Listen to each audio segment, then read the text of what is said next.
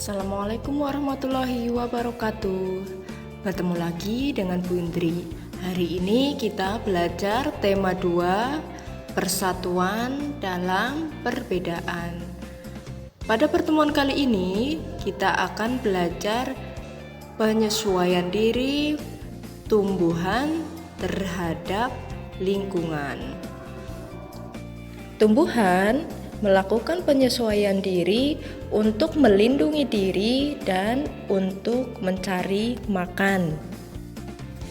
Tumbuhan melakukan adaptasi bentuk tubuh dan fungsi tubuh untuk menyesuaikan diri dengan lingkungannya.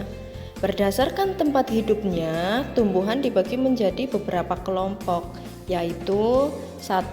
Tumbuhan xerofit, itu adalah tumbuhan yang hidup di lingkungan kering.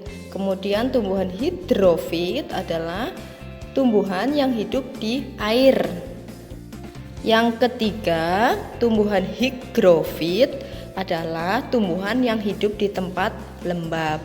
Yang selanjutnya yaitu tumbuhan yang tumbuh di daerah tidak terlalu basah maupun terlalu kering.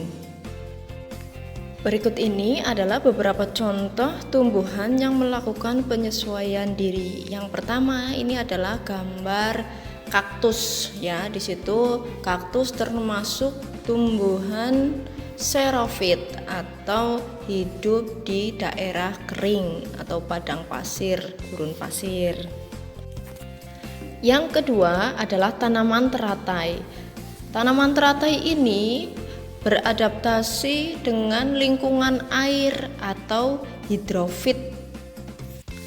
Yang selanjutnya adalah tanaman lumut. Tanaman lumut ini beradaptasi di lingkungan yang lembab atau higrofit. Kemudian ada tanaman kantung semar. Nah, kalau tanaman kantung semar ini beradaptasi di lingkungan yang miskin nitrogen atau biasanya tanaman kantong semar ini hidup di rawa-rawa. Selain ada kantong semar, ada juga tanaman Venus flytrap.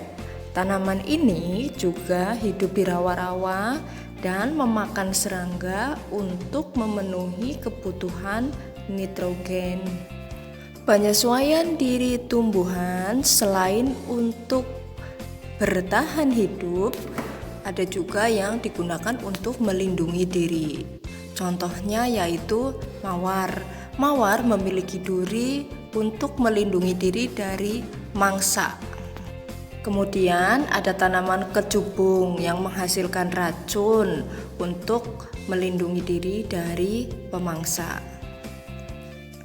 Jagung memiliki rambut halus, memiliki duri yang tajam pada tanaman nanas, menghasilkan getah pada tanaman karet. Nah, sekarang kita akan belajar tentang adaptasi tumbuhan untuk berkembang biak. Di sini contohnya ada tanaman Rafflesia. Nah, tanaman Rafflesia ini mengeluarkan bau yang sangat busuk. Nah, fungsinya untuk menarik serangga. Serangga ini biasanya yaitu lalat. Lalat akan hinggap pada bunga Rafflesia dan membantu proses penyerbukan.